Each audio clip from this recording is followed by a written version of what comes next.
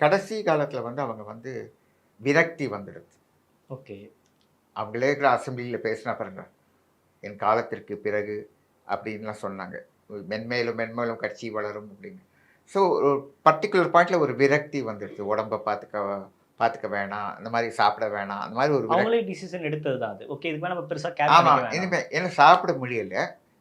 உடம்பு முடியல, நடக்கவும் முடியல. ஸோ இனஃப் இஸ் எனஃப் அப்படின்னு தோணி போச்சு அவங்களுக்கு. அதனால தான் அந்த வானகரம் கட்சி பொதுக்குழுக்களிலும் மரணத்த பத்தி பேசினாங்க. இப்பவும் மரணத்த பத்தி அசெம்பிளில பேசினாங்க.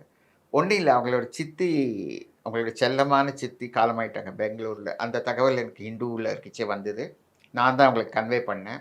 அப்படியே கொஞ்ச நேரம் அமைதியா உட்கார்ந்திருந்தாங்க. சொல்லிட்டு, "துக்கம் தான்.